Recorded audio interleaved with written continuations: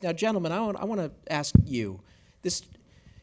At that point, Frank was arriving, but you had arrived. The two of you were at, and still are, you were at the height of your game. You, easy reader, and then street smart, and then Crazy Joe Clark, and then Glory. And Tim, you were Merlin in Top Gun.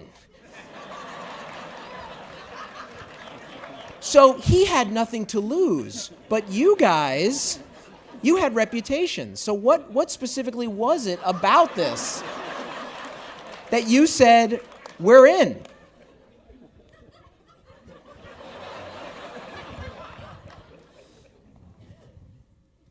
Who are you asking? I'm asking both of you what made you say yes to this project? It was an incredible script. Yes.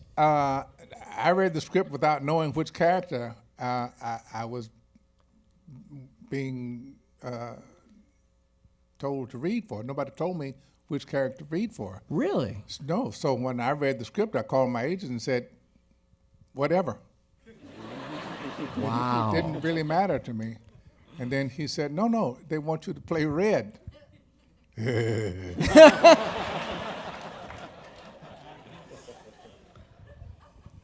Which still blows my mind. They didn't tell him what part we were sending him the script for. Oh, I didn't know. I didn't know. I mean, Agents always say, "Of course we told him. He knows." They never.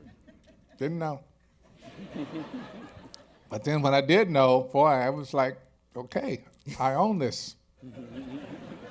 Funny, that's what I thought too.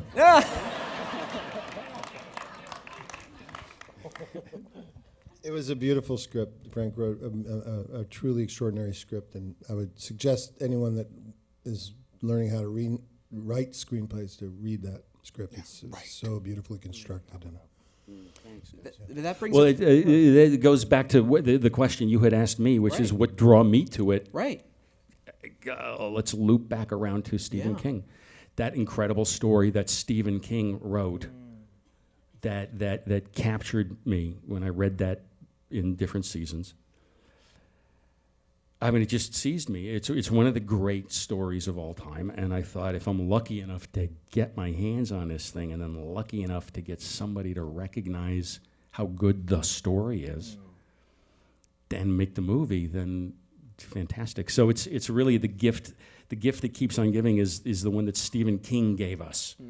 He gave that story to the world. I was able to co-opt it, steal it, borrow it, and then pass it on to these guys in the form of the screenplay. It's really, we're all responding to what Stephen King had given us, I think.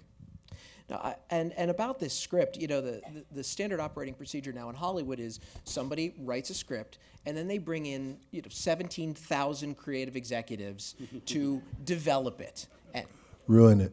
right. They call it making it better. And they develop it, Now, how much development did you have to deal with? Precious little, because I mean, again, going back to Martin and Liz, the wonderful place that they had created, this incredible, now is mythical in my mind, and I'm sure in many people's minds, this place where a filmmaker could really go and get their movie made with a minimum of grief and a minimum of having to fight for your, for your movie, because they were there to help you make it. So development was, I think the biggest comment was, the movie ended, my original script ended with Red on the bus, going off to this uncertain but hopeful future, which is how the Stephen King story ended and how I ended the script.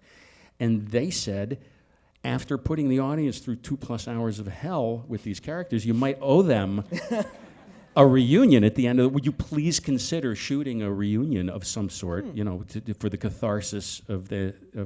But they did it, and then I'm sure there were a few other suggestions, that they made, but they were always incredibly reasoned suggestions, and they always said the smartest thing they could possibly say, which is, and if you don't like it, we're not going to force you to use it. Wow. That ending also allowed us to end about 3-month shoot in St. Croix. Yeah. Sweet.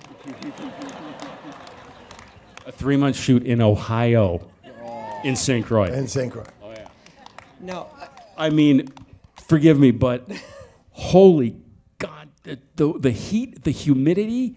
I remember thinking my brains were leaking out my ears, and then suddenly there would be hail, and then it would be a Don't forget the hailstorm. tornadoes. Crazy. The tornadoes too. There were a couple Yeah, tornadoes. we did, didn't we? tornadoes.